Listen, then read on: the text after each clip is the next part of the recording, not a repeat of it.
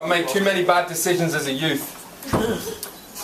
I envy those that live without regrets, who repeat mantras like, do everything, regret nothing, because I am not one of those dudes. For example, 1987, I regret calling the paperboy Specky 4 Eyes. And I regret the time when trying to escape said Specky 4 Eyes' angry grasp that I discovered that my rally burner was no match for a car, and that my head was no match for Meanwood Avenue.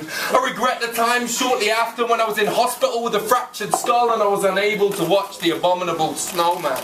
I regret the time when I was 9 and I sent my best friend Simon's ex-girlfriend a love note. She looked like an 8-year-old Lethal Weapon 2 era Patsy Kensit.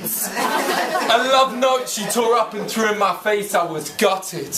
I regret the time I fooled around with the hardest kid in school's girlfriend. We didn't even kiss.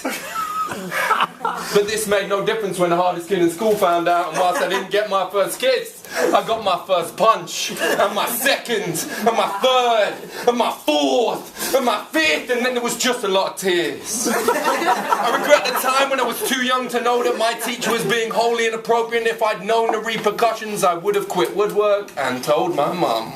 I regret the time when me and my friends decided that wearing a VW badge around your neck like Mike D out of the Beastie Boys was a good idea.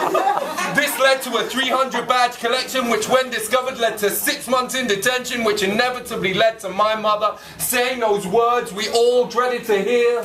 We're not angry, we're just disappointed. I regret the time when I was 18 and traveling with my then younger girlfriend and family, and I proclaimed to her father, if you buy me 200 cigarettes, trust me, it sounded good in my head, if you buy me 200 cigarettes, I won't sleep with your daughter on the first night.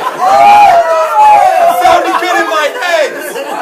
I regret the time I expanded my horizons to pharmaceutical distribution, which led my headmaster to reducing my horizons to expulsion, which inevitably led to my mother saying those words yet again.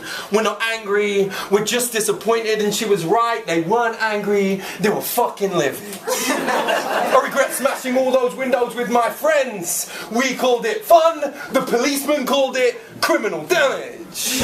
I regret kissing Tracy Greenwood without moving my mouth. I just didn't know any better. In fact, I also regret kissing the red-headed Canadian girl without moving my mouth.